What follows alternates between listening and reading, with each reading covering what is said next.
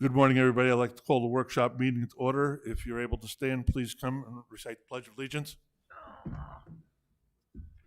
pledge allegiance to the flag of the United States of America and to the republic for which it stands, one nation, under God, indivisible, with liberty and justice for all. Thank you.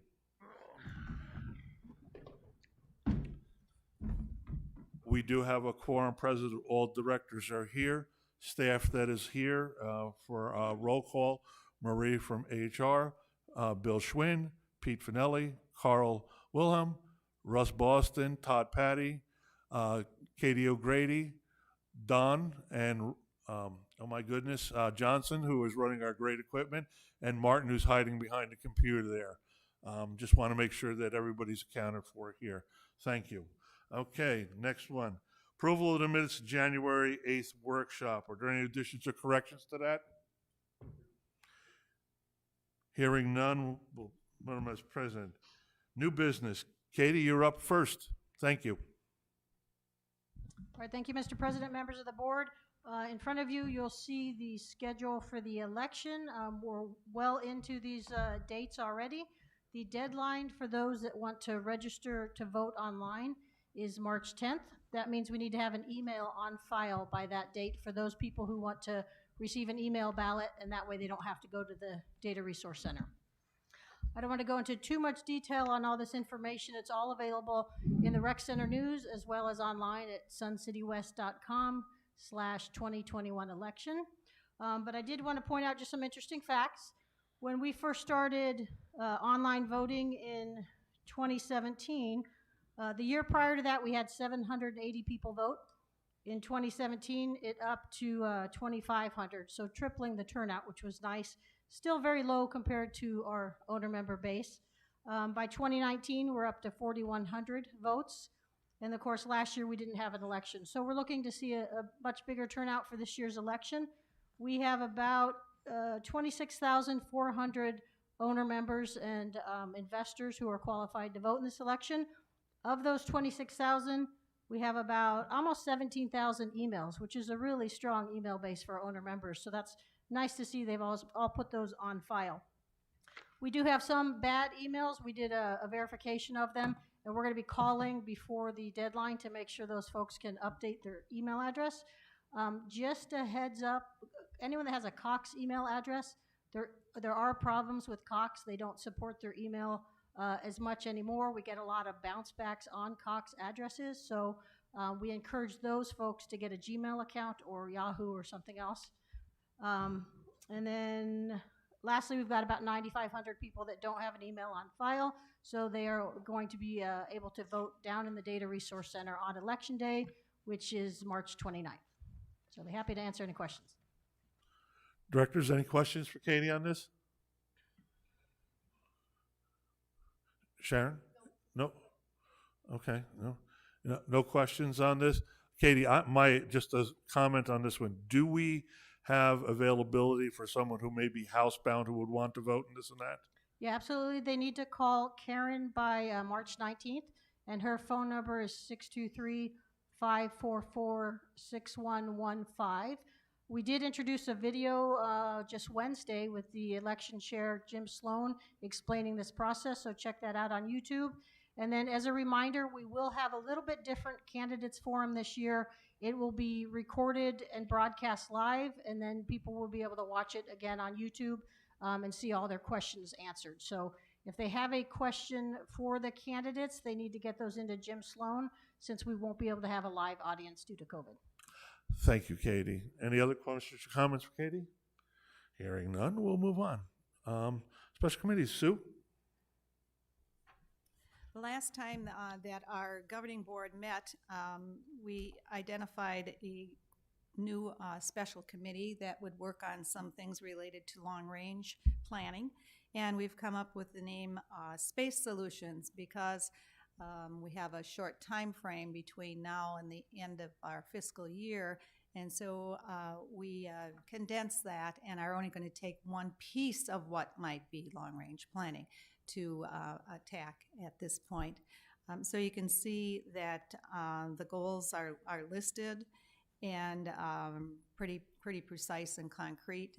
We hope that there will be solutions, but that column might end up being blank in some areas. So that's the previous committee that we talked about last time that we met. A new one that we'd like to, like to implement is called Arts and Design. And the purpose of that committee is to use the artistic talents of our community members to enhance the beauty of Sun City West. We don't have an identified staff person that's in charge of a design. And so this is an area that's kind of a little bit lacking in our community. I know that when we have architect designs and we have a new construction, that usually comes along with it. But in this case, we're looking at some other things that maybe can be done around our community that are not part of a new construction or a new revamping that's been done by an architect. So I would encourage those people that are interested in the community and having a little bit of an artistic talent that might like to help us with color and design in some areas that could use some spiffing up, so to speak, that you would complete the committee application form that is online.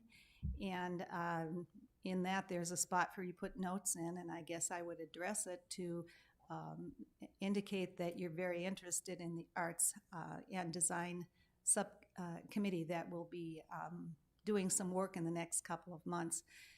If this is a successful project, we may consider to have that be a special committee continuing again next year. But the activities we'd be doing would be to identify some areas that are common to all of our residents on our Sun City West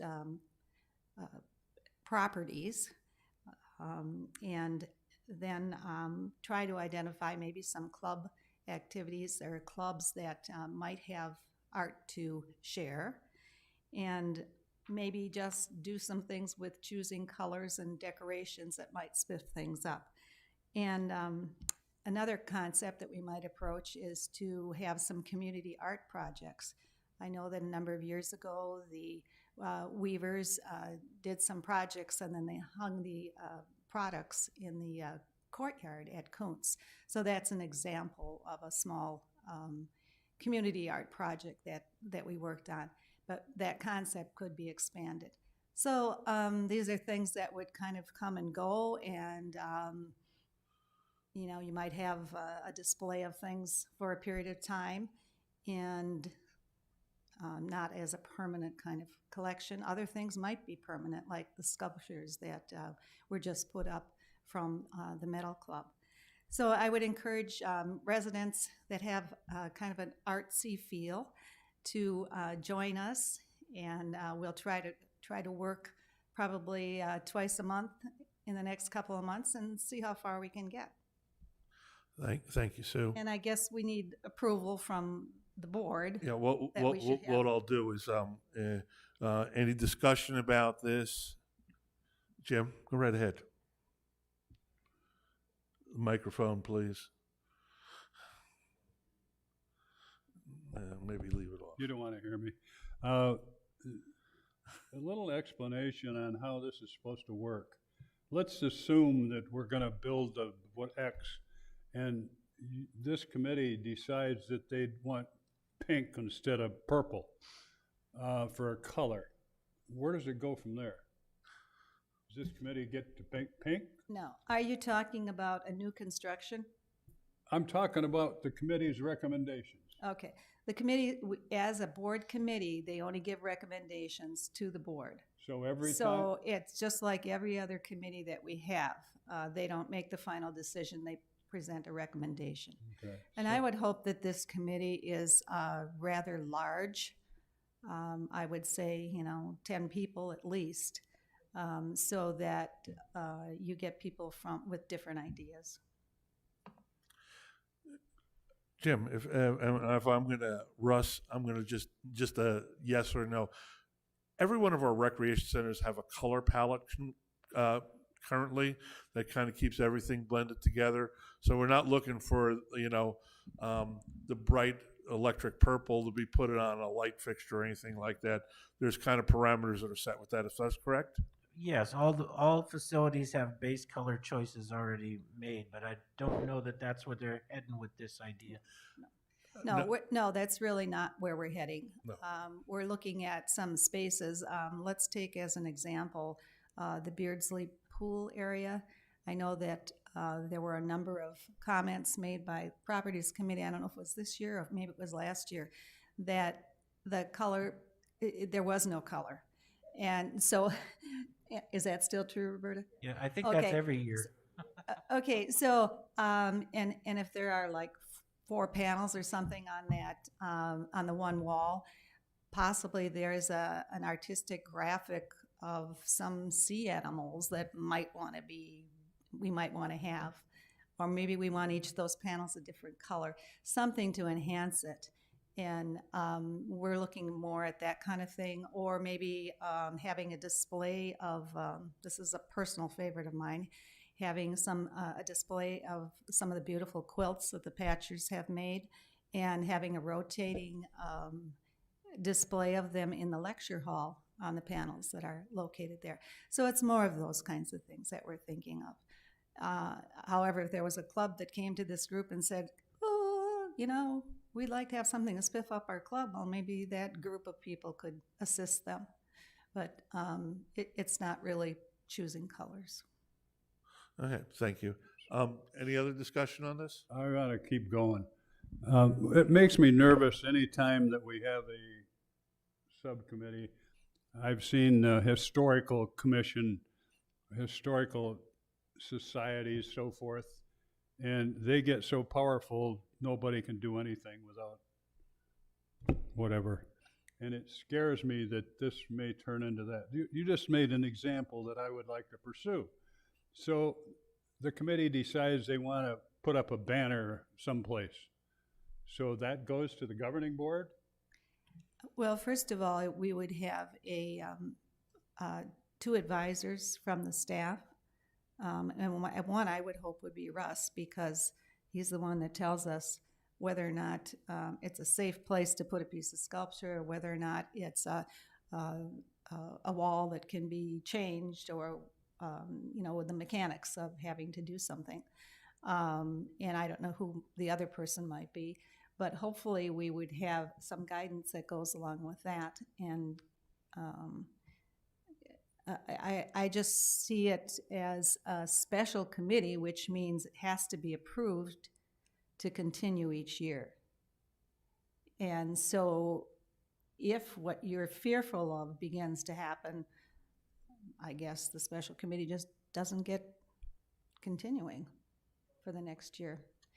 Okay, and Yeah. just be careful. I'm telling you, I've seen these things go, and it can go right out of sight real quick. Be careful. Okay, I understand what you're saying. Yes, Sharon. I'm going to add a little levity to this, but in Bend, Oregon, we had people come in and wanted to put things to beautify the community, and they put things in the roundabouts, and they decided to pick all of the different things that were out in the forest kind of thing. So they had a bronze bear, huge bronze bear in the middle. There was a discussion about which side got the bear's butt. Did you put it down? Because people would drive around, and there was a conversation that went on for, as Jim said, 7 months to decide what happened with it. So when you're talking about sculptures, it's what you like is something somebody else may not like. So that's going to be, excuse me, a problem sometimes. That's all. It was pretty funny. Anyone else?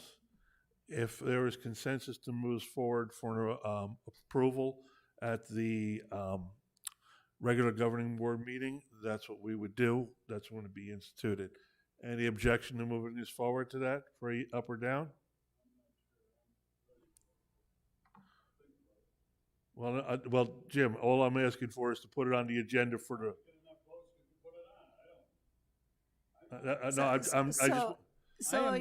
I'm telling you, I am not in favor of this. I think it's I understand the purpose, and I think we do. Some places need some beauty and some ups. I am not in favor of committees being formed to do this. I don't know another way yet. I think it should go to staff. I think staff can handle this. with the governing board, and I think that's where it belongs. I'm nervous. I really am. I'm not gonna be around, so you do what you wanna do. Jim, all we're asking for right now is to move it for a yes or no to the governing board general meeting. That's all. That's all. Is there a consensus to move this forward? Check. Yes. 1, 2, 3, 4, 5. It will be put on the agenda for the, if I remember correctly, the 18th. All right. Thank you. Roberta, you're up next. Yeah. That was approved last meeting. That's not a problem. I think it was just a report of what the parameters would be. Berta, sorry to interrupt you. It's all right.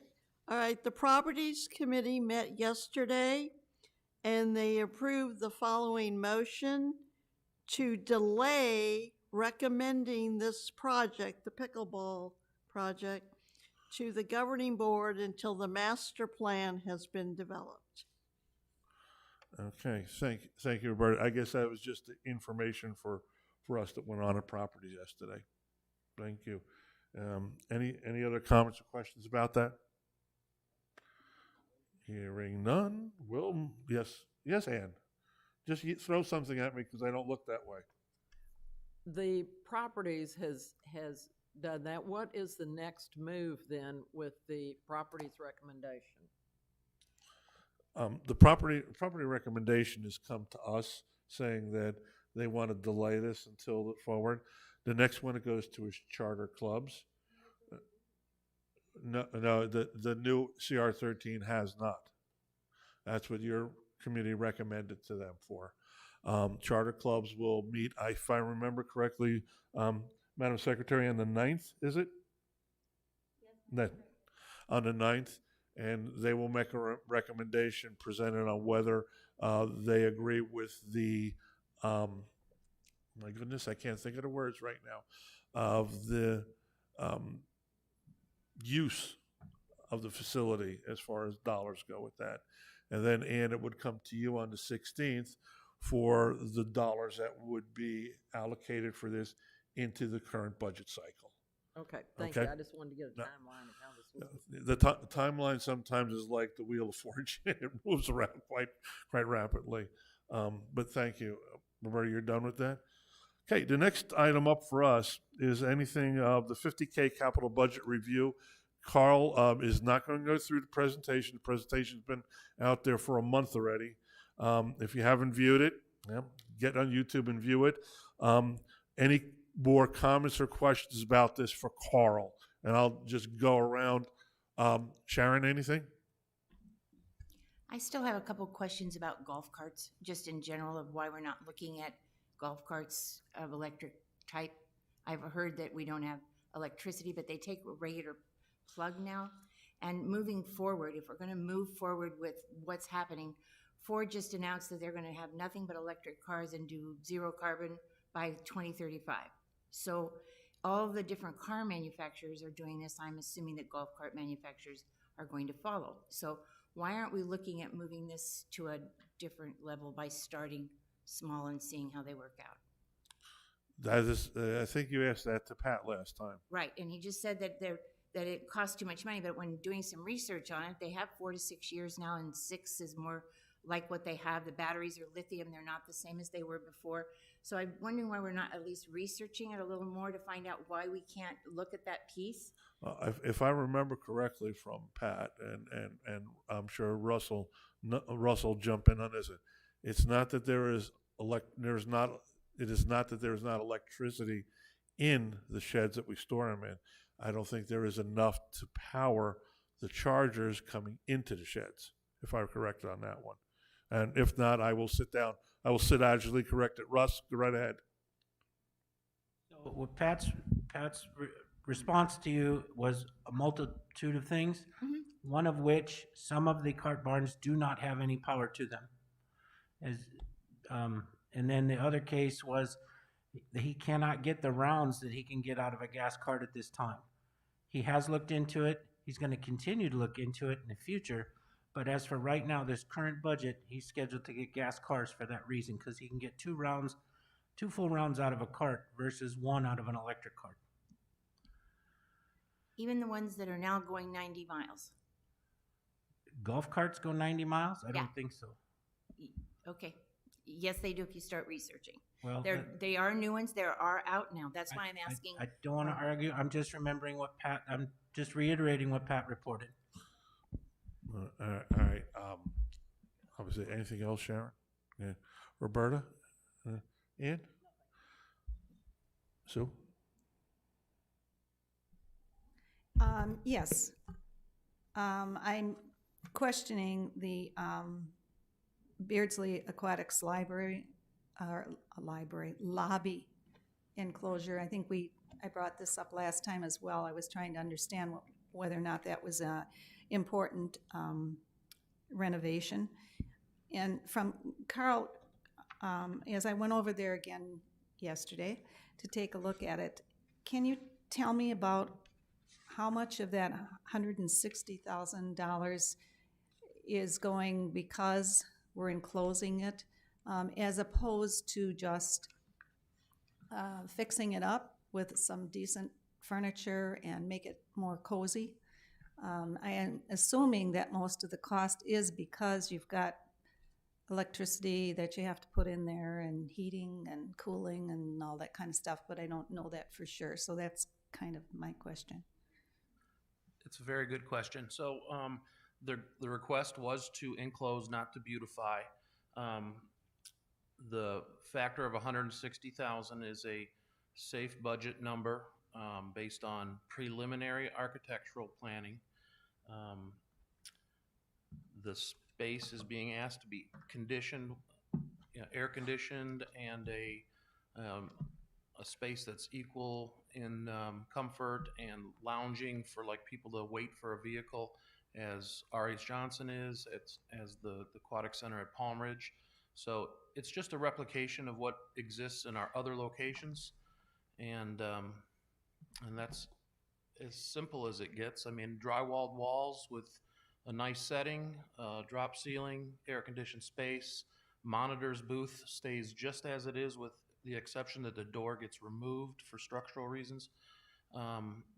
The glass stays there so that the monitor's booth, millwork area, the monitor can still view the pool.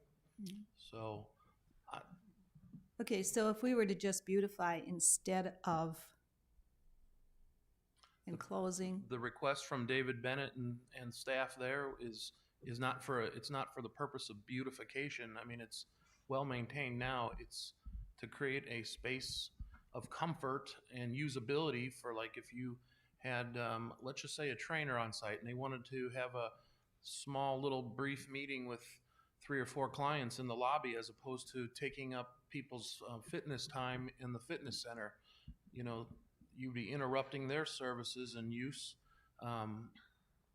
You know that the hallway going to the fitness center and the pools that's not an adequate area for having any kind of conversation or meeting. So again, I'm not representing this like I'm trying to defend it. It's just the fact that the request was to enclose the lobby, create an air-conditioned space, more comfortable for our members and usable for staff. okay. Thank you. I'll let other people talk before I continue. Donna, you have anything? Nothing, thank you. Bob? Yeah, just to follow up with Russ and Carl said and all, that's the only rec center that doesn't have an enclosed area for people to go in and sign in.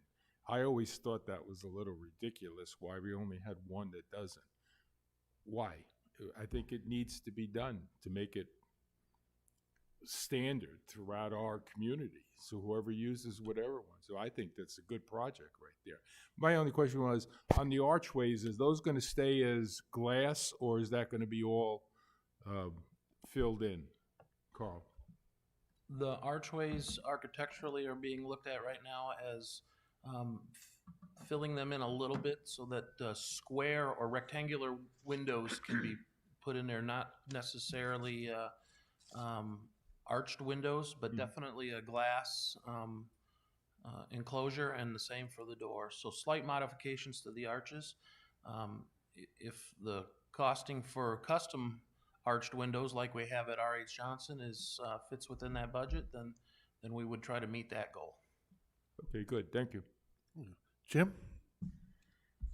Well, I only have two objections. One of them is the pickleball. We've already dealt with that one. And the other one is this. I think this is a waste of time, money, and effort. I don't think we need it. They also, if anybody needs to meet for a minute or two, they got the place down at the other end of the pool. It's enclosed, it's inside, it's heated. I don't know. I just see this as a waste of money and time and effort. Like it. Okay. Sharon? Did you all get the copy of the letter from Russ McCumsey that he wrote in regards to the Beardsley? I got a copy from the enclosure. His specific part was the fact that if you try to talk to people in 110 degrees, visitors come, that it's very difficult to stand in 110-degree weather and talk to visitors and or guests that are there. The other part that was there, I know from David Bennett that he's getting this request from the monitors that are there because they have to talk to people and come outside to do that. He said that the area becomes very dirty because the sun, blows and it's not always kept completely clean. He said it's a very good letter in regards to what it is. And his comment was, if we could do Pebblebrook for practice for $100,000, why can't we do the front of Beardsley and close it? So I found his letter to be very interesting and compelling. And if that's the case for the monitors to be coming to David to say that, there must have been more than one person that has made that comment, or David wouldn't bring it up, in my opinion. Thank you, Sharon. Roberta? Well, I was just going to say that you get a lot of people who get dropped off at Beardsley by either their assisted living home or by a spouse or whatever, and then they have to wait for it to be picked up when they're done. And when it's, 110 degrees or higher, it's a pretty hot area to wait in. And the only seating out there right now is that hard stone bench and table. And so part of the reason to fill it in is, first of all, Beardsley's been the stepchild of all the rec centers here. And this will add to it and make it a little bit more attractive. It'll also, temperature-wise, has been brought up, it'll be a much better place for people to wait in if it's air-conditioned in the summer months. And we do get a lot of the older people going to Beardsley in the indoor pool in the summer months. So, Okay. Any other comments or questions on this? Russ, please. Yeah, I just want to reiterate, David's driving reason was what Roberta just said. On numerous occasions, we get the elderly that are waiting for the rides to pick them up. And in the heat of the summer, it's quite brutal on them. Thank you, Russ. No other comments? Okay, once again, as these 50,000 items above, I'm sorry, Sue. I'm sorry. I have another comment Just throw something at me. on a different issue. Based on the recommendation from the Properties Committee, I'd like to suggest that we put the pickleball request for planning on hold while we develop the master plan. I just don't think it'd be fiscally responsible to spend the $165,000 or the $113,000 until the best location is decided. And I think that's going to take us a little bit of time. So I'd recommend that we remove this item and we divert those funds into, if we need it, into an operating budget where we can do some real decent master planning. And that would include decisions about pickleball, tennis, softball, etc., among other things. And I hope that some of the return to normalcy will happen here by allowing clubs to go back to their own scheduling, and so that might alleviate some of the current issues that of crowding that clubs have. I will say that I do feel that in the next couple of years we will need more pickleball space.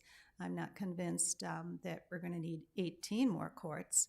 I think probably half that number might do it, but I just think that we'd be wise to postpone this until the next year when we have a master plan.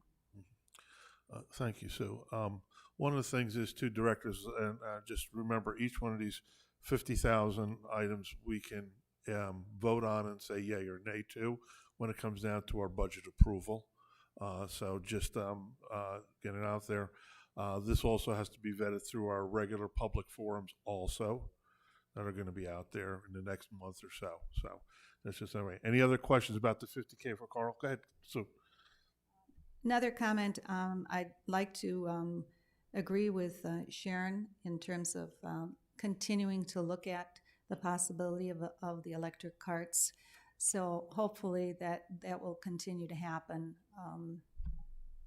because it's kind of the right thing to do. And maybe we could have a pilot at one of the locations.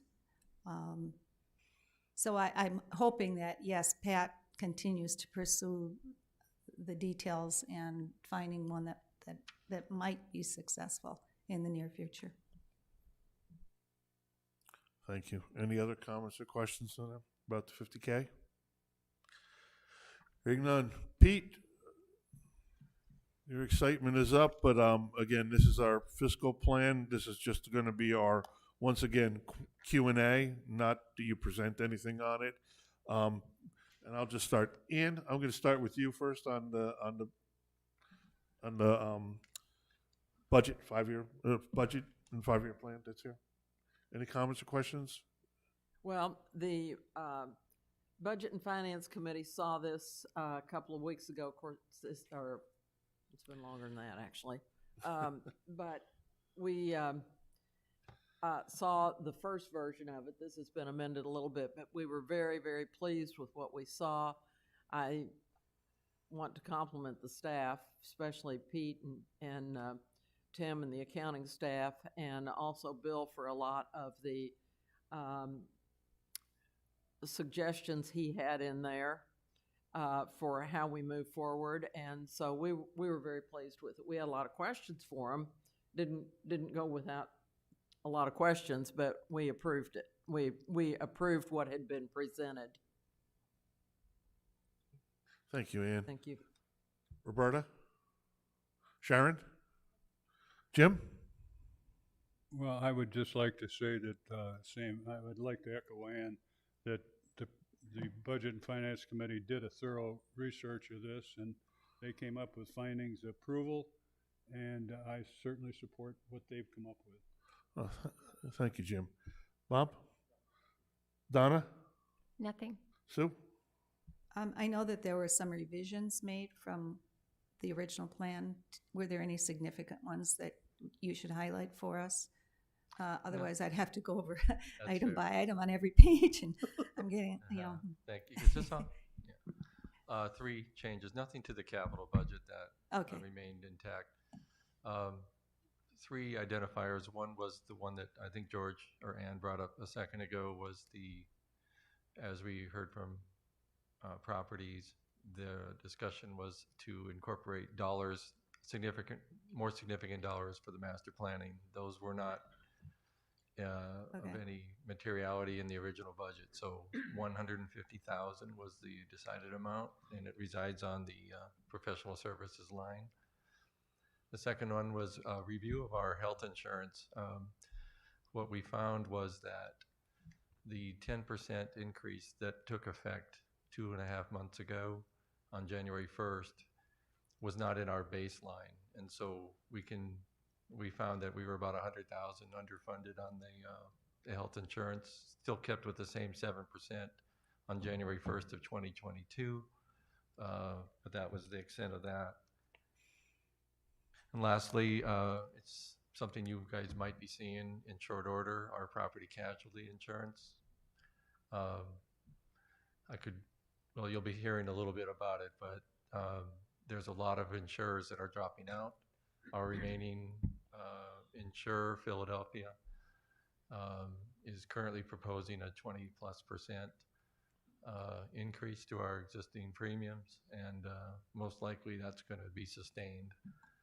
There's not a lot of options out there anymore. And that was at 7% in the original budget, so we increased it to the 20%. And I think that added about $40,000 from the original budget. Thank you, Pete. I was just going to ask, 20. Everybody sees 20%. It's a Jim's hair stand on end on the back of his neck on that one, but it was approximately 40 grand. That would be that increase. Yeah, and just a reminder, this has everything to do with the national environment. We have literally zero claims history for the preceding calendar year. So. Okay, thank you, Pete. Jim? Is there any possibility of self-insuring, and are we anywhere near it, or could we, or have we looked at it, or what? I'll check. I really don't know if I have the bandwidth right now to answer that here, but I'll certainly check. I think you all know we use a brokerage firm, Hayes. So they're out scouring the market. They act on our behalf. They do that for our health insurance as well, and we're very successful. But they will tell you that many of their clients are when you only have one or two players, the leverage is with the insurer. Thank you. Harry, any other questions about the budget review? Sure, Sharon, go right ahead. One of the comments I just make is that because I sit on the board for the Alliance of Nonprofits, the health insurance part is being looked at the federal level, and they're looking at making changes in it, just so you're aware of that, so that if you need more information or you want some follow-up, I can at least ask the two people that are the lobbyists for them to give you some information if you want to know what's going on. The other thing is the garden club in here, and I just don't know where it is, or has the garden club been left out completely? No, the garden club's in there. I'm just saying this was the presentation that we pulled before and said it wasn't. No, Is it in here is what I'm asking. Yeah, it's part of the fiscal budget this year. Okay. Okay. It's 300,000. Yeah. I just couldn't find it. I'm sorry. I just didn't know where to Okay. look, so I wasn't positive where it was. With all the papers we get on a daily basis, it I can didn't- easily get shuffled somewhere. Okay. But the presentation was done, and what we did is we didn't pull it. We pulled the presentation only because it is part of the regular capital budget. Okay. Okay. In other words, we were going to rehash a singular line that was already there. That's Okay. all. Any other comments or questions about our budget package? Hearing none, we're going to move on. Comments. Director comments. First off, I'll go to guest comments afterwards. Jim? Sharon? Yes, there's a couple. First of all, Mr. Kavanaugh, House Representatives Kavanaugh and Senator Mesner of the state legislature both have Airbnb and VRBO bills out. 2481 is the House bill, 1379 is the Senate bill. They're in the process of looking at changing the way you can and can't use properties for Airbnb. So I've kind of been checking on them in general, so if you'd like me to continue to do so, I'll be glad to do that. If you want to do it yourselves, it's up to you. Just let me know. So, okay.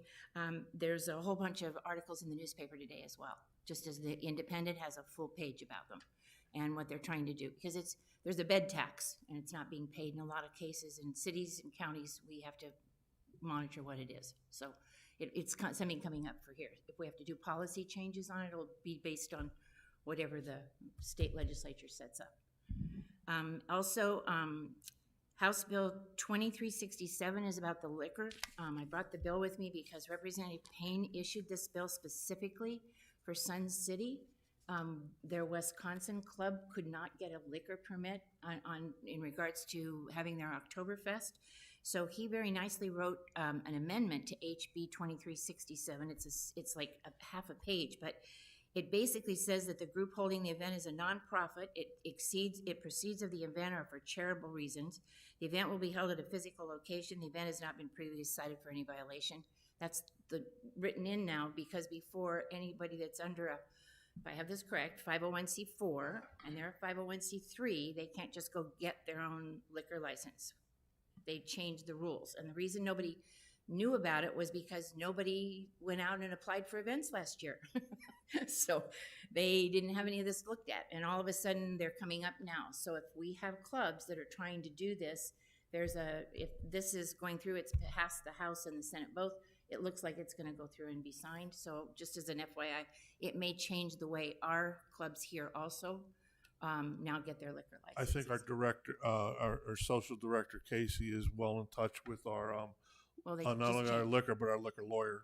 Okay, I'm just letting you know that it's changing. Not a problem. Okay? Thank you. And the third thing is the HB 2774 passed, just waiting for the governor to sign it. It's a bill regarding the county now has a planner for transit services for unincorporated areas, which will include Sun City West. So they'll be planning services in the area here. So that's coming up, and it'll be as of August. So those were the three that were there. Thank you very much. You're welcome. Great information. Roberta? Yes, I went because there's different groups that monopolize the Beardsley pool because of their club classes. I went on the calendar to check and see when the different groups met, and it all is 2020 calendar. And all that stuff in there is not pertinent. Could we update the calendars for the different rec centers to 2021 at least? I realize there wouldn't be a lot on there, but at least it would show like when the different classes are meeting at the different rec centers. Okay. Thank you. No problem. Thank you, Roberta. Ann? No, Sue. What classes are you talking about? There's the arthritis club, and there's the aerobics group. There's like 3 or 4 different groups that meet, and you're not allowed to be in the pool when they're meeting. Oh, okay. There you go. Thank you. Jim, you got anything? Bob? Donna? No. Miss Sue? I seem to be talking a lot this meeting. Thank you. I just want to comment on the new seating that was put into the old Kuntz courtyard. Looks very nice. I'm very happy to see that updated. The other stuff was getting a little tired, but I did see that some of the old stuff that was still usable has been recycled, and I saw it sitting over in the shade outside of the Beardsley pool, and I thought, oh, great.